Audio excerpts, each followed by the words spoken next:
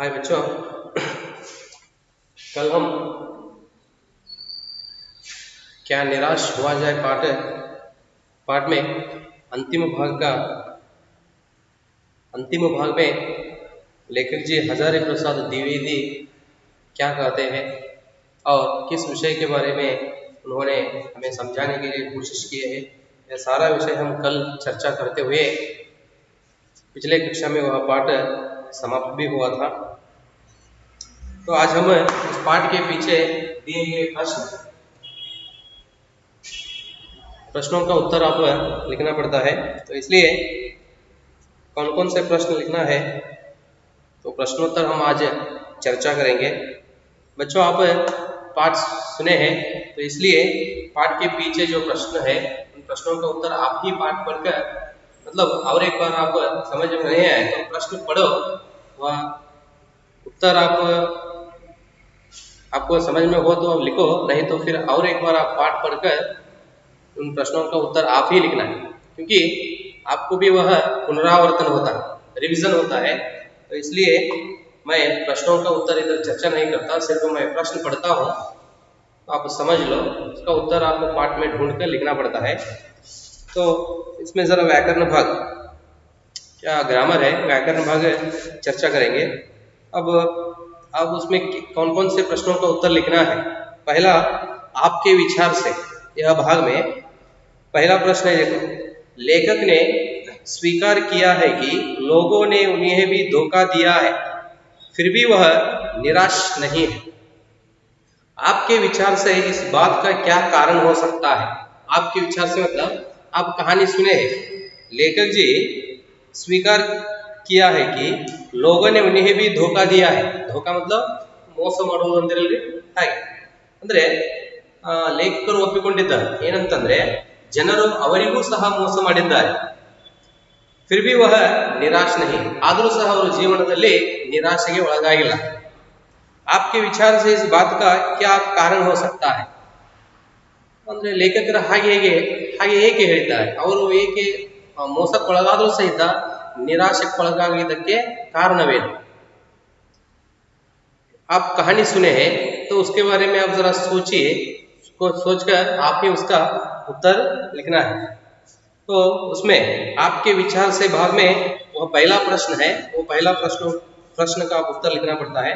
दूसरा छोड़ दो, क्या है दूसरा, समाचार पत्रों, पत्रिकाओं और टेलीविजन पर आपने ऐसी अनेक घटनाएं देखी सुनी होंगी जिनमें लोगों ने बिना किसी लालच के दूसरों की सहायता की हो या ईमानदारी से काम किया हो। ऐसे समाचार तथा लेख एकत्रित करें और कम से कम 2 घटनाओं पर अपनी टिप्पणी लिखें। ये तो असाइनमेंट है, तो इसलिए एक छोड़ दो आप। तो पहला क्या है, एक ही प्रश्न का उत्तर लिखो। और तीसरा देखो, लेखक ने अपने जीवन की 2 घटनाओं में रेलवे के टिकट बाबू और बस कंडक्टर की अच्छाई और ईमानदारी की बात बताई है। आप भी अपने या अपने किसी परिचित के साथ भी किसी घटना के बारे में बताइए जिसमें किसी ने बिना किसी स्वार्थ के भलाई, ईमानदारी और अच्छाई के कार्य किए हैं। ये भी छोड़ दो बच्चों, ये भी मत लिखो। और दूसरा भाग है पर्दाफाश, उसमें देखो उधर क्या कहते हैं, दोषों का पर्दाफाश करना कब बुरा रूप ले सकता है। पर्दाफाश करना मतलब भेद खोलना, रहस्य प्रकट होना, ಅಂದ್ರೆ रहस्य भेद ಗೊತ್ತಾಗುವುದು। दोषों का पर्दाफाश करना कब बुरा रूप ले सकता है, समझ में आ रहा है ना। तो उसके बारे में लेखक जी पाठ में उसका जरा वर्णन किए हैं, आप पाठ पढ़कर उसका उत्तर आप लिखना है, ठीक है। वो पर्दाफाश भाग में वो पहला प्रश्न है, उसका उत्तर लिखना पड़ता है, वो एक लिखो। पहला भाग आपके विचार से, तो उस भाग में एक प्रश्न है,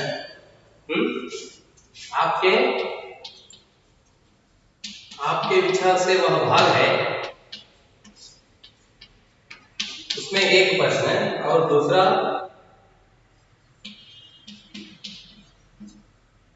पर्दाफाश, तो तो इसमें भी एक प्रश्न, ठीक है, 2 प्रश्न।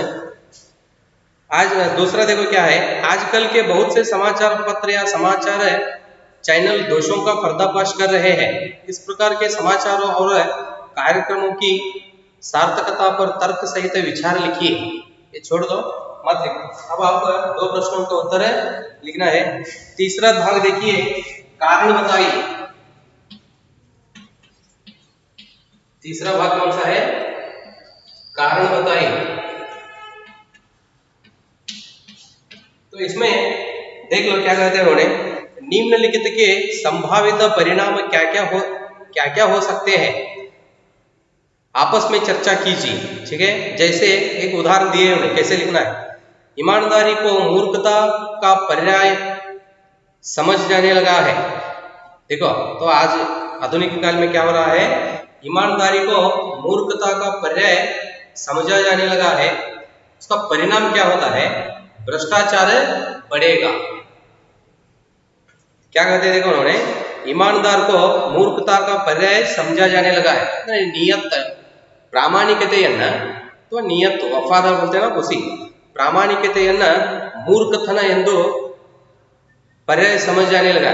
ಪ್ರಾಮಾಣಿಕತೆಯನ್ನ मूर्खतन ಎಂದು ತಿಳಿದುಕೊಳ್ಳುತ್ತಿದ್ದಾರೆ। समझ में आ रहा है ना? हम ईमानदार से काम किए तो लोग उसे मूर्खता समझ ले रहे हैं। ಪ್ರಾಮಾಣಿಕತೆಯನ್ನ ಮೂರ್ಖತನವೆಂದು ತಿಳಿದುಕೊಂಡರೆ ಅದರ ಪರಿಣಾಮ ಏನಾಗುವುದು? तो उससे क्या होता है? भ्रष्टाचार बढ़ेगा। भ्रष्टाचार समाजದಲ್ಲಿ भ्रष्टाचार ಹೆಚ್ಚಾಗುತ್ತೆ।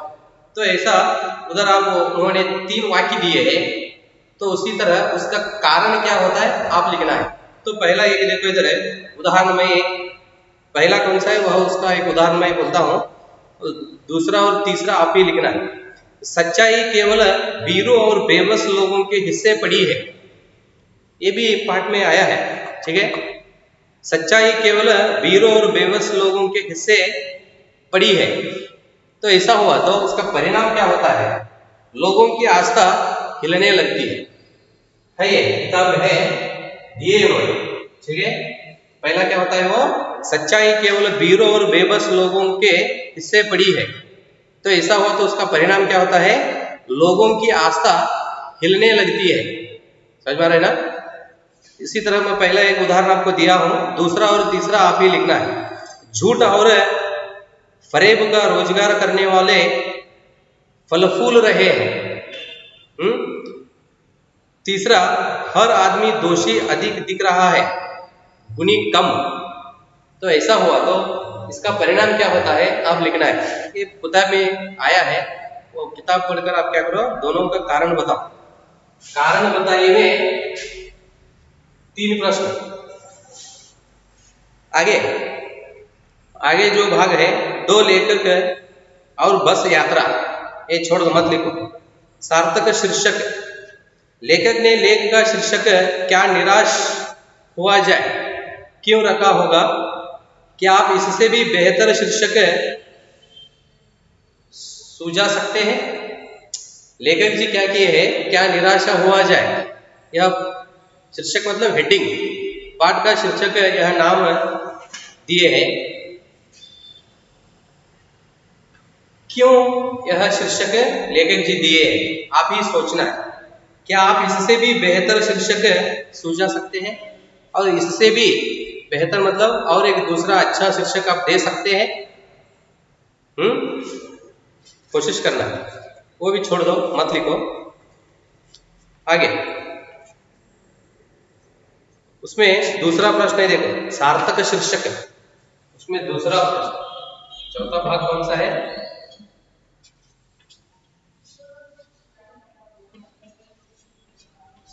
सार्थक शीर्षक, उसमें 2 है, पहला और दूसरा। दूसरा आप लिखना पड़ेगा, सेकंड वन। क्या है? यदि क्या निराशा हुआ जाए के बाद कोई विराम चिन्ह लगाने के लिए कहा जाए तो आप दिए गए चिन्हों में से कौन सा चिन्ह लगाएंगे? अपने चुनाव का कारण भी बताइए। उधर उन्होंने क्या निराशा हुआ जाए इस शीर्षक मतलब हेडिंग के आगे कौन सा भी चिन्ह उन्होंने नहीं लिखे, ठीक है। उसमें नीचे किताब में उन्होंने कुछ चिन्ह दिए हैं, सिंबल्स, हाँ, चिन्ह दिए हैं। आपको वह अवसर दिए तो आप कौन सा सिंबल्स दे सकते हैं, ಯಾವ ಚಿಹ್ನೆಯನ್ನ ನೀವು ಅಲ್ಲಿ ಕೊಡಬಹುದು, ಯಾವ ಚಿಹ್ನೆ ಕೊಡಬೇಕಂತ ಅನಿಸ್ತಿರೋ ಕೊಟ್ಟಾದ್ಮೇಲೆ ಅದಕ್ಕೆ ನೀವು ಕಾರಣ ಬರೀಬೇಕು ಅಂತ ಹೇಳ್ತಾರೆ. ಯಾಕೆ, कारण भी बताइए, ठीक है। एक आप लिखना है आदर्शों की, आगे हुआ बस। नेक्स्ट सपनों का भारत, सपनों का भारत नेक्स्ट भाग है।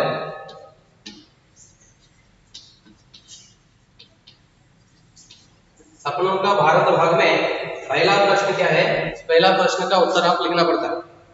क्या है, देख, हमारे महान मनीषियों के सपनों का भारत है और रहेगा। आपके विचार से हमारे महान विद्वानों ने किस तरह के भारत के सपने देखे थे, लिखिए, ठीक है। ये तो क्या है, पहला प्रश्न है, तो इसका उत्तर आप लिखना है। वह किताब में आपको मिलता है, ठीक है, लेखक जी कहते हैं। नेक्स्ट भाषा, भाषा की बात, ये तो क्या है, व्याकरण भाग है। इसमें देखो बच्चों, तो पीछे जो प्रश्न है उसमें ऐसे उन्होंने भाग दिए हैं, तो उसमें मैं कौन कौन से प्रश्नों का उत्तर आप लिखना है सभी इधर मैं लिखा हूँ, यहाँ देखकर आप क्या करना है, प्रश्नों का उत्तर लिखना है, ठीक है। अब ये मैं निकालता हूँ।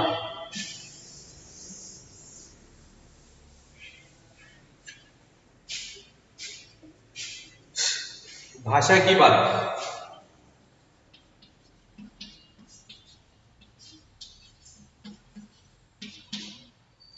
देखो क्या कहते हैं, उसमें दो शब्दों के मिलने से समास बनता है। समास का एक प्रकार है द्वंद्व समास, इसमें दोनों शब्द प्रधान होते हैं। जब दोनों भाग प्रधान होंगे तो एक दूसरे में द्वंद्व मतलब स्पर्धा या होड़, द्वंद्व इसका अर्थ क्या होता है, स्पर्धा, कंपटीशन, द्वंद्व की संभावना होती है। कोई किसी से पीछे रहना नहीं चाहता, जैसे चरम और परम, चरम परम, बीरू और बेबस, बीरू बेबस। ये कहते हैं चरम और परम, पहला ऐसा लिखे है, बाद में क्या किया इन्होंने, ऐसा एक सिंबल मतलब चिन्ह का उपयोग करते हुए ऐसा लिखे उन्होंने। यह चिन्ह कौन सा होता है, योजक चिन्ह, योजक, ठीक है। दिन और रात और के साथ आए शब्दों के जोड़े को और हटाकर योजक चिन्ह भी लगाया जाता है, योजक चिन्ह, ठीक है। कभी कभी एक साथ भी लिखा जाता है। द्वंद्व समास के 12 उदाहरण ढूंढ कर लिखिए। तो बच्चों, आप पिछले कक्षा में समास के बारे में आपको मतलब व्याकरण भाग में पिछले कक्षा में समास के बारे में आपको वह चैप्टर नहीं हुआ है, वह पाठ नहीं हुआ आपको, तो इसलिए क्या उधर आपको प्रश्न आया है लिखने के लिए। अब मैं इधर 10 उदाहरण आपको मैं लिखवाता हूं, आप लिख लो, ठीक है। देश विदेश,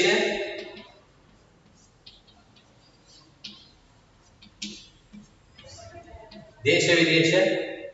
नेक्स्ट है रात दिन, आप ऐसा भी लिख सकते हैं, क्या कैसा, देश विदेश, देश और विदेश, ठीक है, देश और विदेश, देश और विदेश। नेक्स्ट है रात और दिन, रात और दिन, भला बुरा,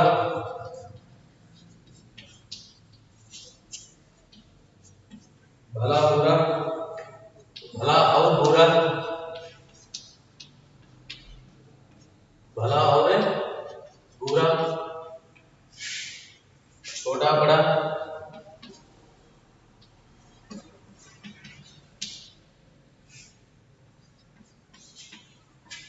छोटा और बड़ा,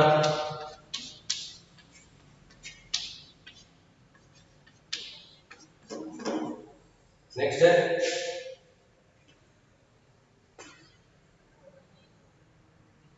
ऊंचा नीचा,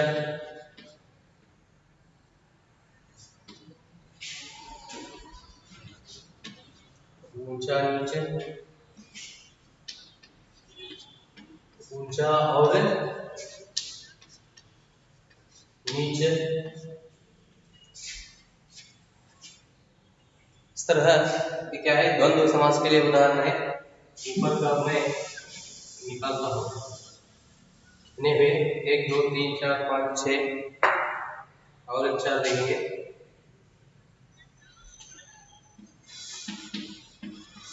माता पिता, माता और पिता, नेक्स्ट है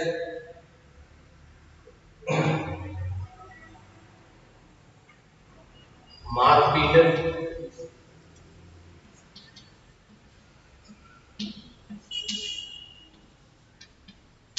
मार और पीट, नेक्स्ट है सुख दुख,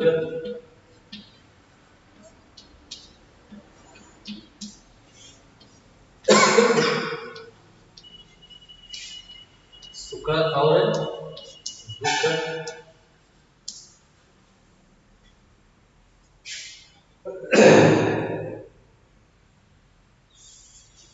और एक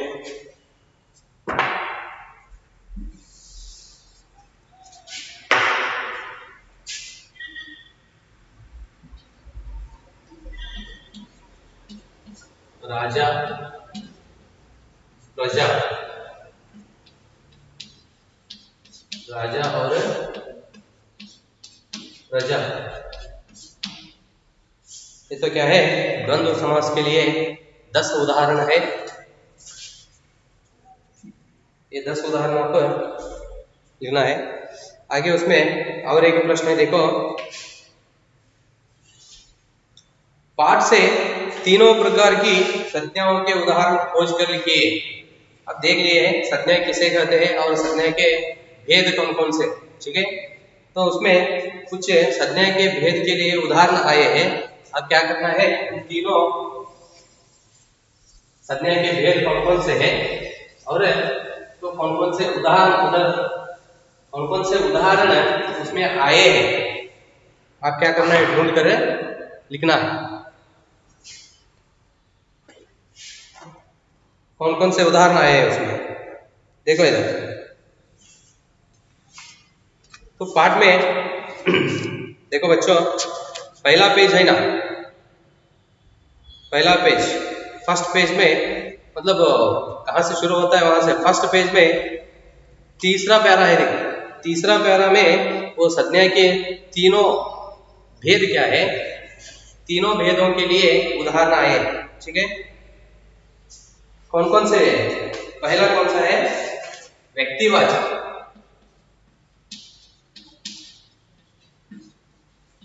व्यक्तिवाचक है संज्ञा। उदाहरण, उदाहरण कौन कौन से हैं, व्यक्तिवाचक है संज्ञा के लिए उदाहरण। तो उधर है रविंद्रनाथ,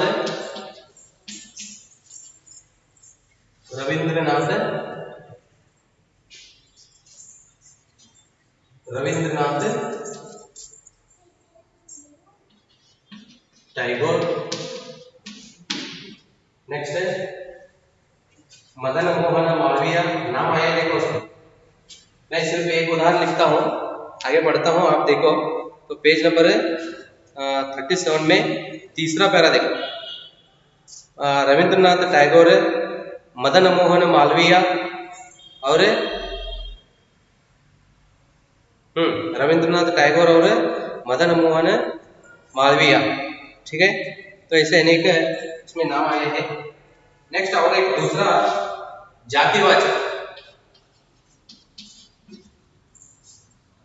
दूसरा भाग कौन सा है? जातिवाचक। जातिवाचक है, तो उसके लिए उदाहरण है बस, यात्री, नेक्स्ट है मनुष्य और ड्राइवर,